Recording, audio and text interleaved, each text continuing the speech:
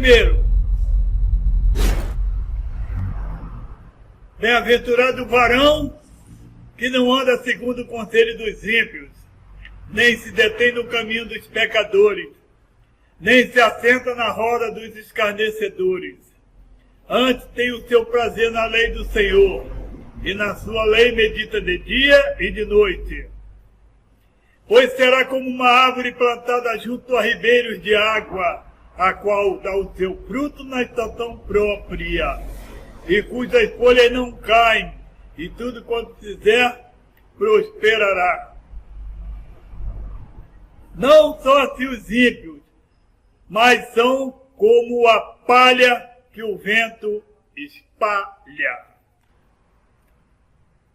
Tudo que o homem quer nesta vida é ser feliz. Todo homem quer ser feliz. E isso não é de hoje. Antes de Cristo, todo mundo procurava de uma forma ou de outra ser feliz. No ano 427 a 347 na Grécia, existiram 3 homens que deixaram seu legado até hoje: Platão, Sócrates e Aristóteles. Na verdade, eles queriam descobrir uma forma de ser feliz. E fica no ar uma pergunta: e o que é a felicidade? Veremos no decurso do estudo. Platão criou 2 fórmulas. Uma, a dialética, a arte de falar. O homem deveria se comunicar bem com seu semelhante para não ser agressivo, para não ser mentiroso, para que ele pudesse ter um bom relacionamento conversando com seu semelhante. E há poder nas palavras do homem, sim. Também criou a ginástica, afirmando que o homem que pratica educação física ou ginástica, ele tem domínio próprio. E isso é importante, você ter domínio próprio de si mesmo. Mas,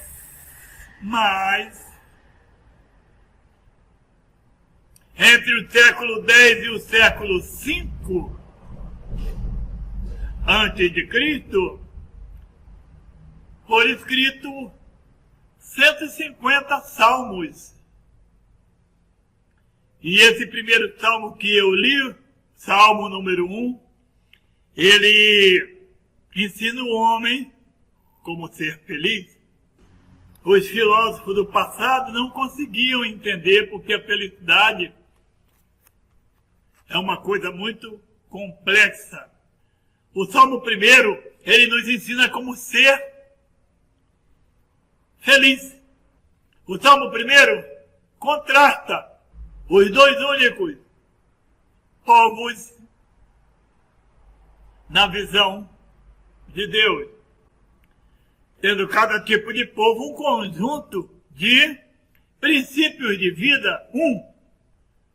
Os justos, que são caracterizados pela retidão, pelo amor, pela obediência à palavra de Deus e pela separação do mundo.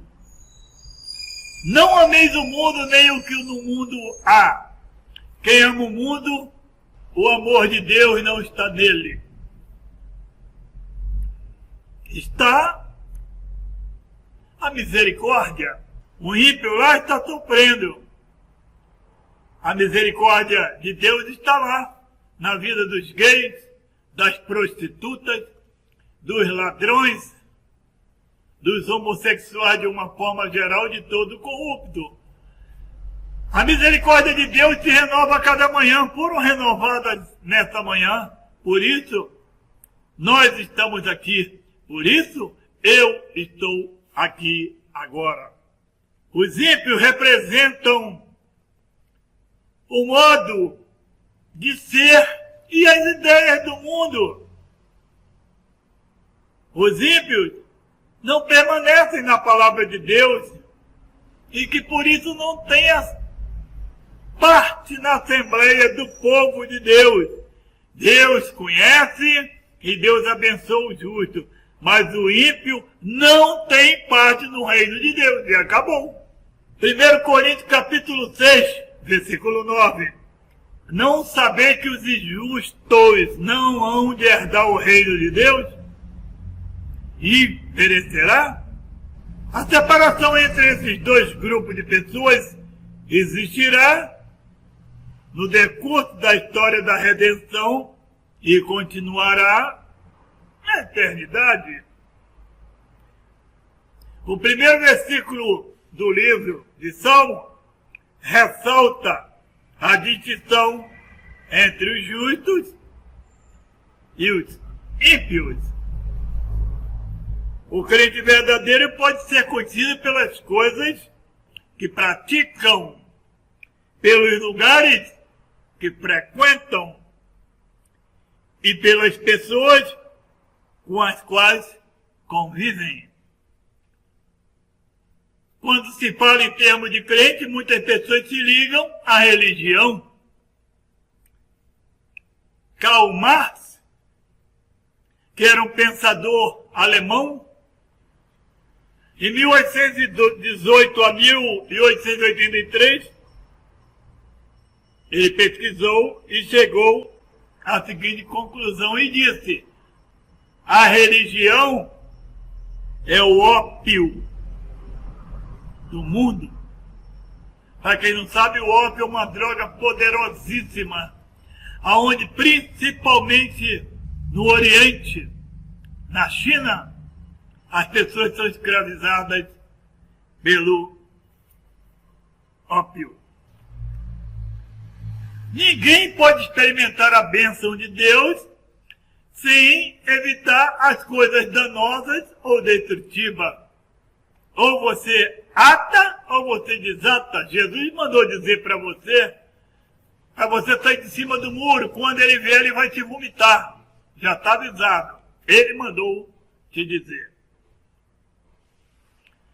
Os crentes cristãos verdadeiros evitam o mal, como também edificam as suas palavras, edificam as suas vidas, apoiado na Bíblia, que é a palavra de Deus. Os verdadeiros cristãos procuram obedecer à vontade de Deus, porque seus corações realmente têm prazer nos caminhos e mandamentos do Senhor. Às vezes parece um pouco difícil viver em espírito, e não é tão fácil. Outro filósofo que também se preocupou muito com isso, chamava-se Epicuro. Ele nos aconselhou, nos ensinou a eliminar os desejos desnecessários. Ou seja, se eu não preciso disso, eu elimino. A palavra do Senhor diz que nós devemos ter prazer na lei do Senhor. Os crentes verdadeiros não somente evitam o mal. Em 2 Tessalonicenses, capítulo 2, versículo 10, diz que com todo engano da injustiça para os que perecem, porque não receberam o amor da verdade para se salvarem. Onde os ímpios perecem porque não querem amar a verdade. A motivação dos atos dos salvos provém dos seus espíritos e emoções redimidos, conquistados pela verdade de Deus, conforme a temos na sua palavra. Na lei do Senhor medita de dia e de noite. Aqueles que procuram viver na bênção de Deus meditam na sua lei, isto é, na sua palavra, a Bíblia, a fim de moldar seus pensamentos, atitudes e ações. Leia as palavras das Escrituras, meditam nelas e as comparam com outros trechos bíblicos. Ao meditarem num texto bíblico, vêm às suas mentes perguntas como esta. O Espírito de Deus está aplicando esse versículo na minha condição de vida no momento? Há aqui uma promessa para eu buscar? Este texto revela um pecado específico que devo empenhar-me em evitar? Deus está dando uma ordem para eu obedecer? Meu espírito está em harmonia com o que o Espírito Santo está dizendo aqui? Este texto revela uma verdade a respeito de Deus, da salvação, do mundo, ou da minha obediência pessoal a Deus, a respeito da qual preciso receber a iluminação do Espírito Santo? Mas os ímpios, não leem a Bíblia, independente da sua própria religião. Pior, não podem meditar. Se não leem a Bíblia, não meditam. Alguns crentes leem a Bíblia 5 minutos, meditam em um versículo e fim. Mas o homem lá fora no mundão medita no Big Brother, no futebol, nas novelas e coisas do mundo. Não há lugar para o Espírito Santo. A luz não habita nas trevas. Como está o seu coração? Diz a palavra do Senhor, para não amarmos as coisas do mundo. E o que são isso? E o pior, muitos crentes vão na igreja, ouvem a palavra de Deus e chegam em casa e correm para idolatria do futebol, idolatria do Big Brother, colocando um cabaré dentro de sua sala, às vezes até com seus filhos. E o que eles esperam que seus filhos sejam no futuro? Boiolas? Prostitutas? Mentirosas? A Bíblia diz, e fala sobre ribeiros de águas, é o resultado para que aqueles que buscam de verdade a Deus e a sua palavra, e têm vida no Espírito. Uma vez que a água comumente representa o Espírito de Deus, diz a palavra do Senhor, no Salmo 101, versículo 3, não porei coisas feias diante dos meus olhos. E o Big Brother e o futebol é bonito? João 7,38, Jesus disse, quem crê em mim, como diz as Escrituras, rios de água viva correrão do seu ventre. No 39, e isso ele disse do Espírito Santo, que havia de receber os que nele crescem, porque o Espírito Santo ainda não fora dado, porque Jesus ainda estava na terra. Jesus precisava subir para o Espírito Santo vir. Os que são instruídos por Deus e guardam a sua palavra, terão em si uma fonte de vida inesgotável da parte do Espírito. A expressão tudo quanto fizer prosperará não significa que o crente nunca terá problema e nem reveses. Obstáculos na vida sempre estarão na nossa vida. Eu tenho meus problemas, mas na realidade meus problemas são poucos, porque eu procuro não criá-los. E quando eles aparecem, enviados pelo inimigo ou pelas circunstâncias da vida, eu entrego para Jesus e procuro esperar nele a solução, a sua bênção. Espero com paciência no Senhor a solução e atendo ao conselho de Jesus. Não vos preocupeis com o dia de amanhã, deixa que cada dia cuide do seu mal. E assim vou vivendo eu. Meu dia de hoje é esse.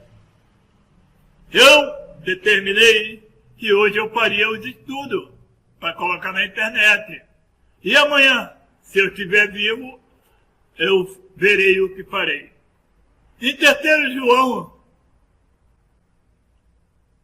no capítulo 1, versículo 2, está escrito: amado, desejo que te vá bem em todas as coisas e que tenhas saúde, assim como bem vai a tua alma. O Salmo 1 descreve os pecadores rebeldes e impenitentes sob 3 quadros horríveis. Primeiro, são como a palha lançada para longe por forças que não se conseguem ver, que no caso são os demônios. Muitas pessoas não aceitam a Jesus Cristo como seu Salvador, porque suas mentes estão bloqueadas pelos demônios. Elas acreditam que Jesus pode mudar a sua vida, mas não o quer. Pior, ainda dizem que tem Jesus como seu Senhor. São prepotentes e arrogantes. Querem que Jesus fale com elas em pecado.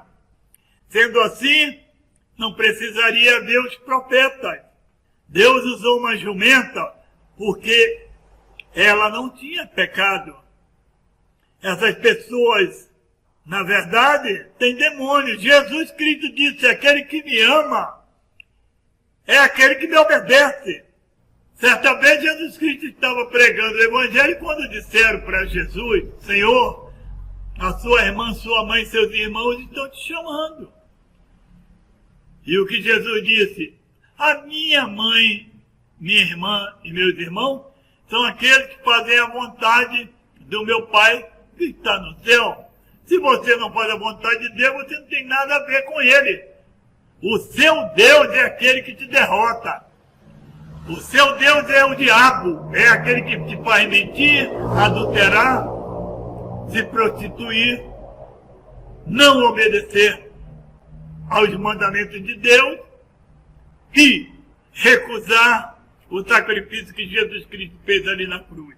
Em João capítulo 9, versículo 31, está escrito: ora, nós sabemos que Deus não ouve aos pecadores, mas se o homem for temente a Deus e fizer a sua vontade, a esse ele ouve. Na verdade, você conversa com um pecador, um gay, uma prostituta, um ladrão, ele diz que tem Jesus no coração. Ele diz que oraram que Jesus atendeu, mas é mentira. Na verdade, Jesus atendeu ao crente que orou. Se assim não fosse, que significado teria esse versículo em João 9,31? E tem outra. Se fosse assim, você acha que eu estaria aqui? Se eu estivesse no mundo fumando maconha, cheirando cocaína, tomando uma cerveja gelada com uma mulher bonita, e Deus estivesse atendendo meus desejos, por que eu estaria aqui? Nós sabemos que a salvação é pela graça. Em Efésios capítulo 2, versículo 1 até o 5, está escrito: Ele, Jesus, vos vivificou, estando vós mortos em ofensas e pecado, em que no outro tempo andávamos segundo o curso desse mundo, segundo o príncipe das potestades do ar, do espírito que agora opera nos filhos da desobediência, entre os quais todos nós também antes andávamos nos desejos da nossa carne, fazendo a vontade da carne e dos pensamentos, e éramos por natureza filhos da ira, como os outros também. Mas Deus, que é riquíssimo em misericórdia, pelo seu muito amor com que nos amou, estando nós ainda mortos em nossa ofensa, nos vivificou juntamente com Cristo. Pela graça sois salvos, filhos da desobediência. Efésios capítulo 2, do versículo 1 até o 4, revela uma razão porque o cristão deve ter grande compaixão, misericórdia dos que ainda vivem em ofensas e pecados, do homem que está no mundo. Todo aquele que está sem Cristo é controlado pelo príncipe das potestades do ar, isto é, Satanás. Sua mente é obscurecida por Satanás para que ele não veja a verdade de Deus. Segundo Coríntios capítulo 4, versículo 3, mas saindo o nosso evangelho está encoberto, para os que se perdem está encoberto. No versículo 4 diz, nos quais o Deus desse século cegou os entendimentos dos incrédulos, para que não lhe resplandeça a luz do Evangelho da glória de Cristo, que é a imagem de Deus. Então as pessoas estão escravizadas pelo pecado e concupiscência da carne. Lucas 4,18. O Espírito do Senhor é sobre mim, pois que me ungiu para evangelizar os pobres. Enviou-me a curar os quebrantados do coração. Por isso eu estou aqui, pela unção do Espírito Santo que está sobre mim.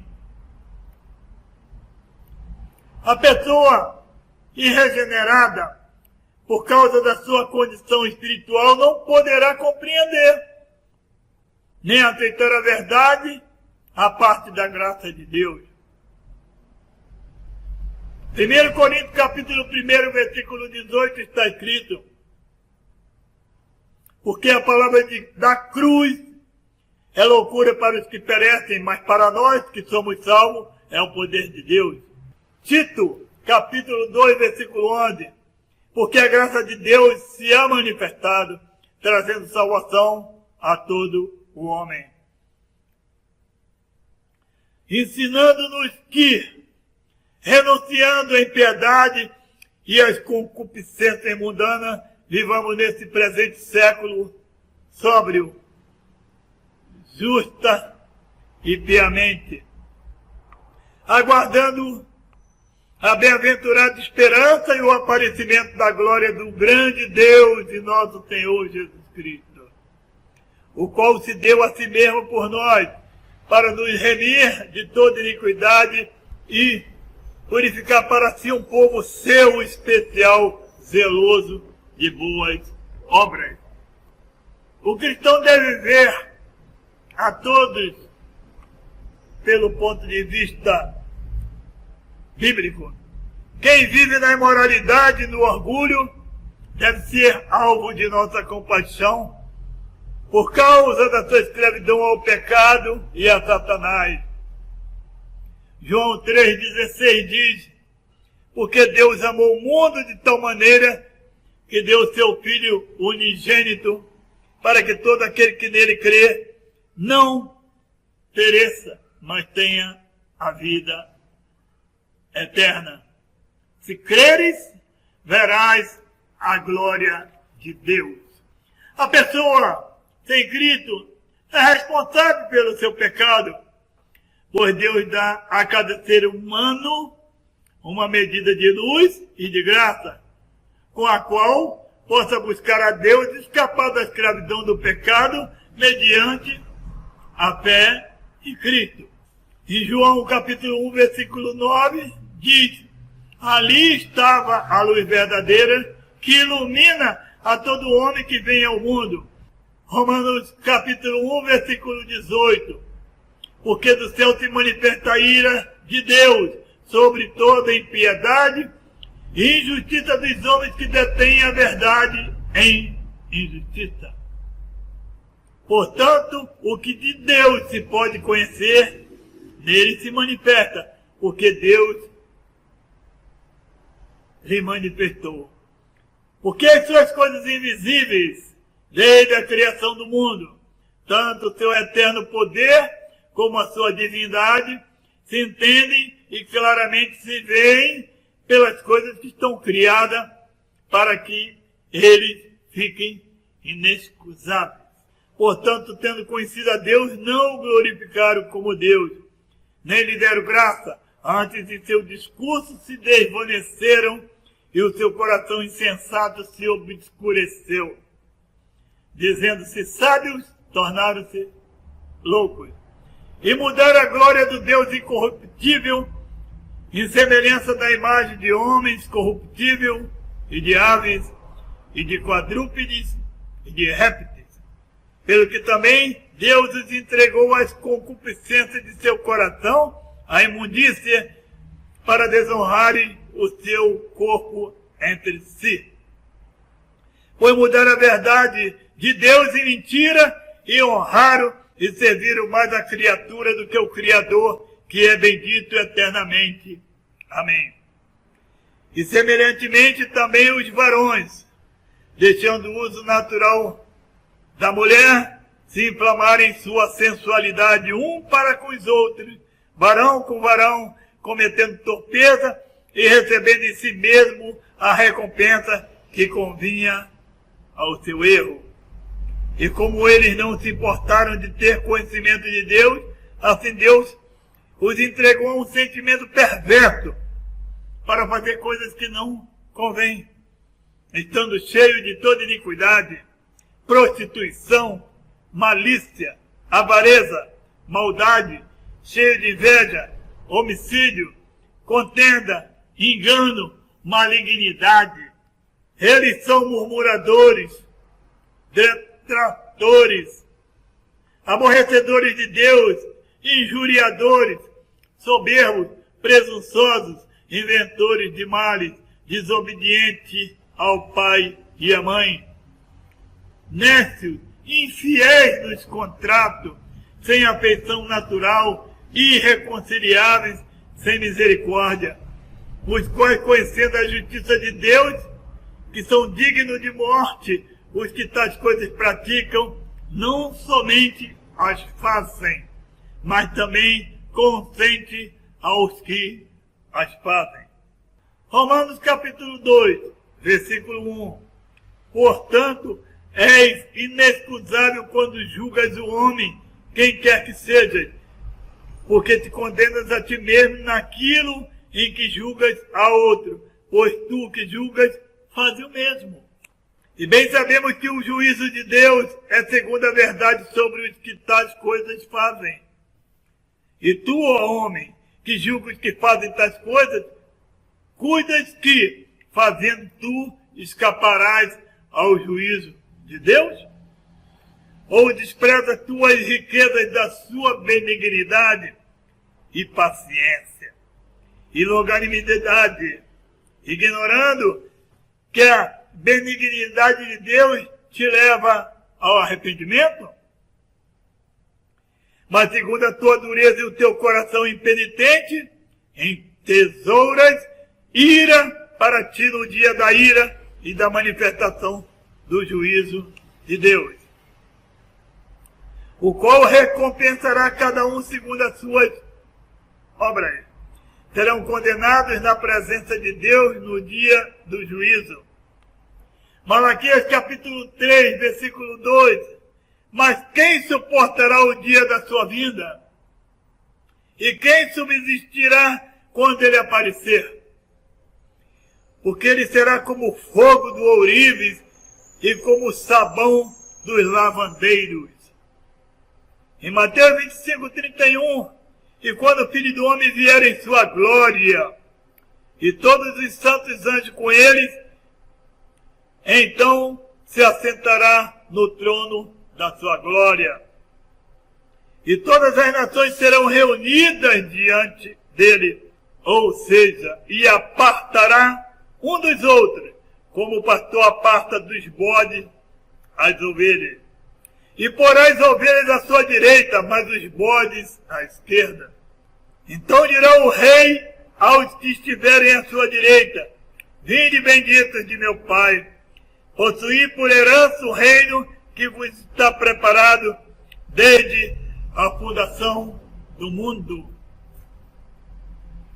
Porque tive fome, deste-me de comer, tive sede e deste-me de beber, era estrangeiro e hospedaste-me. Estava nu e vestiste-me, adoeci e visitaste-me, estive na prisão e foste ver-me. Então os justos lhe responderão dizendo: Senhor, quando te vimos com fome e te demos de comer, ou com sede e te demos de beber? Quando te vimos estrangeiro e te hospedamos, ou nu e te vestimos? E quando te vimos enfermo ou na prisão e fomos ver-te? E respondendo o rei lhe dirá: em verdade vos digo que, quando fizeste a um desses meus pequeninos irmãos, a mim o fizeste. Então dirá também aos que estiverem à sua esquerda, apartai-vos de mim, malditos, para o fogo eterno, preparado para o diabo e seus anjos. Porque tive fome e não me deste de comer, tive sede e não me deste de beber. Sendo estrangeiro não me recolheste, estando nu não me vestiste, estando enfermo e na prisão não me visitaste. Então eles também lhe responderão dizendo, Senhor, quando te vimos com fome, ou com sede, ou estrangeiro, ou nu, ou enfermo, ou na prisão, e não te servimos? Então ele responderá dizendo, em verdade vos digo que, quando a um desses pequeninos o não fizestes, não fizestes a mim. E estes irão para o tormento eterno, mas os justos para a vida eterna. Apocalipse capítulo 6, versículo 17. Porque é vindo o grande dia da sua ira, e quem poderá subsistir? Mateus 10, 28. E não temais os que matam o corpo e não pode matar a alma. Temei antes aquele que pode fazer perecer no inferno a alma e o corpo. Eu estou aqui fazendo esse trabalho, não me importa quem vai gostar ou quem não vai gostar. Eu não tenho medo de morrer. A palavra do Senhor diz, Paulo disse, morrer é lucro, viver é Cristo. Já que eu não morri, eu estou vivendo Cristo. Mas o dia que eu morrer, se eu estiver na posição que estou agora, vai ser lucro. A palavra traduzida inferno, do grego Geena, nessa passagem refere-se a um lugar de tormento eterno e de fogo inextingível, fogo inapagável, reservado aos ímpios que não aceitaram Jesus Cristo como seu Senhor e aos demônios. Em Marcos capítulo 9, versículo 44, está escrito, onde o seu bicho não morre e o fogo nunca se apaga. Diz a palavra do Senhor que o inferno vai ser jogado depois dentro do lago de enxofre. A Bíblia ensina que a existência do homem não termina com a morte, mas que continua para sempre, ou na presença de Deus, ou no lugar de tormento, a respeito do estado dos perdidos na outra vida. Devemos notar os seguintes fatos. 1. Jesus ensinou que há um lugar de castigo eterno para aqueles que são condenados por rejeitarem a salvação. Trata-se da terrível realidade do inferno como um lugar onde o fogo nunca se apaga. O fogo eterno preparado para o diabo e seus anjos. Um lugar de pranto e ranger de dentes. Um lugar onde os perdidos ficarão aprisionados nas trevas. E um lugar de tormento, angústia e separação dos céus.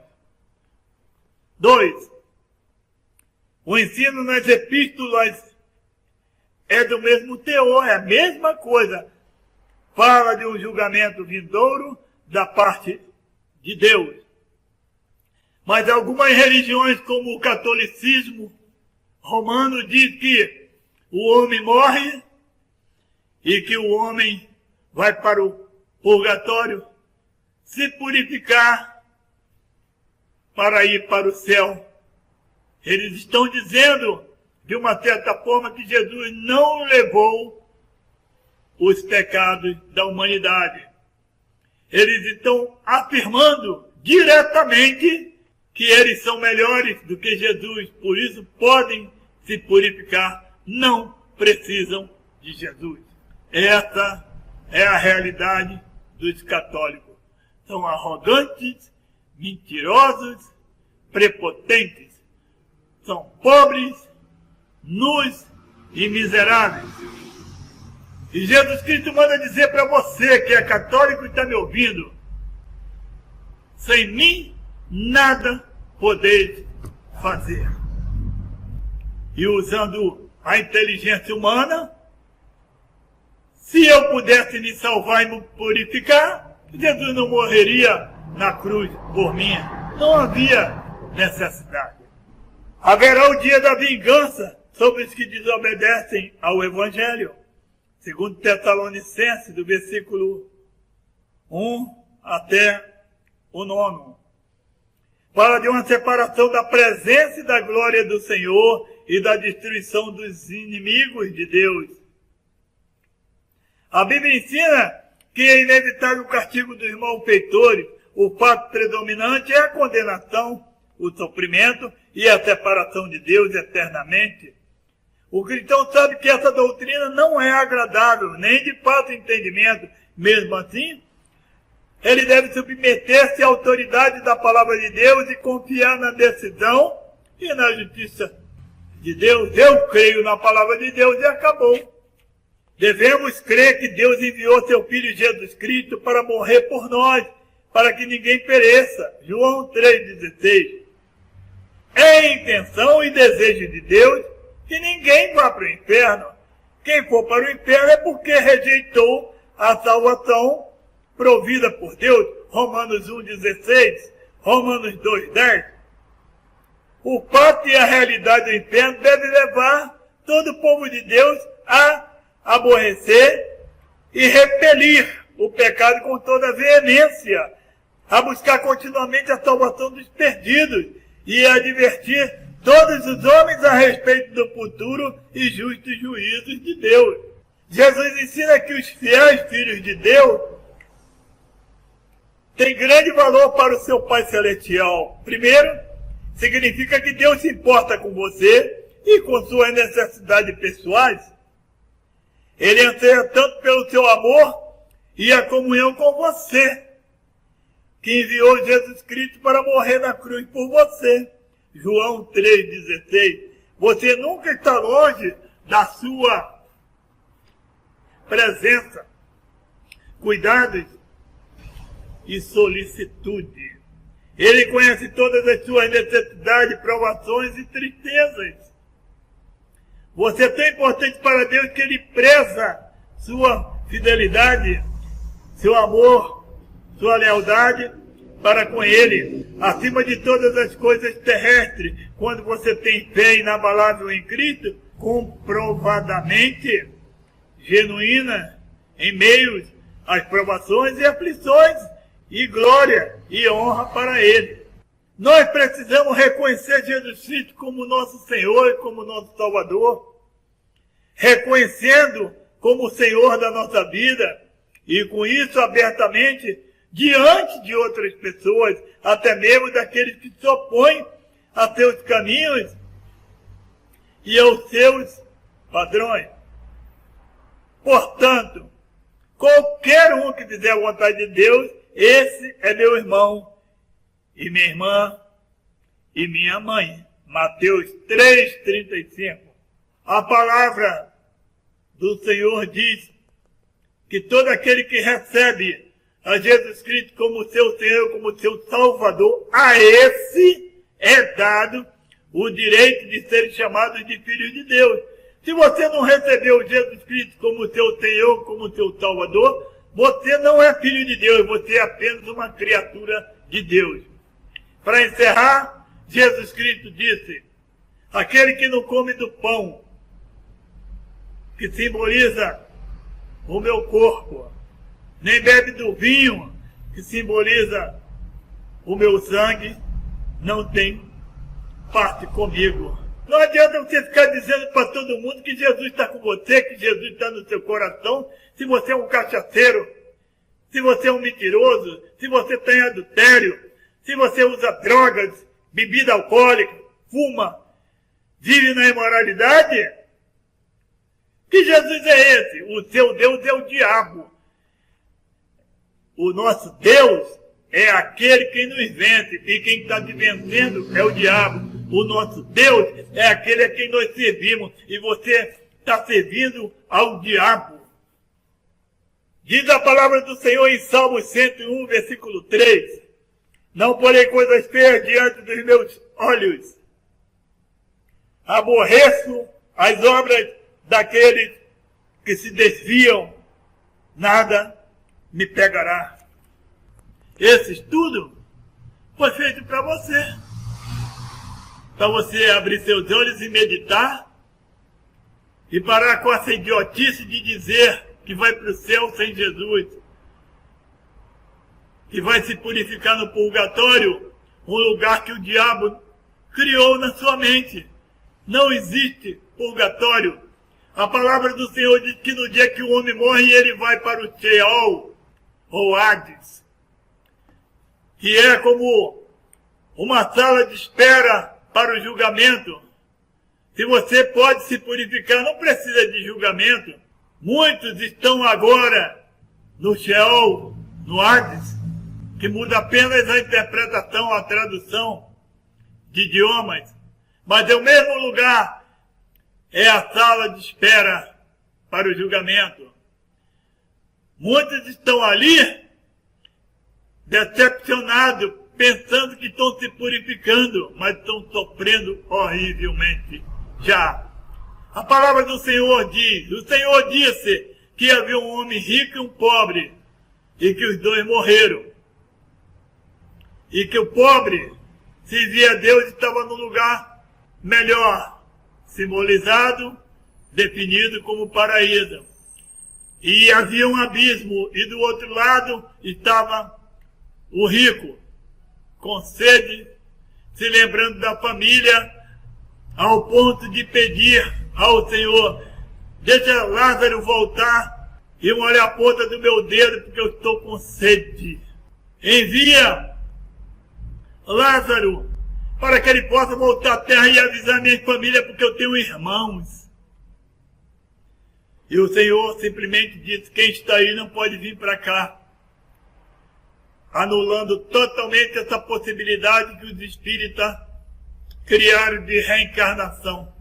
E concluindo, o Senhor disse, creia nos meus profetas.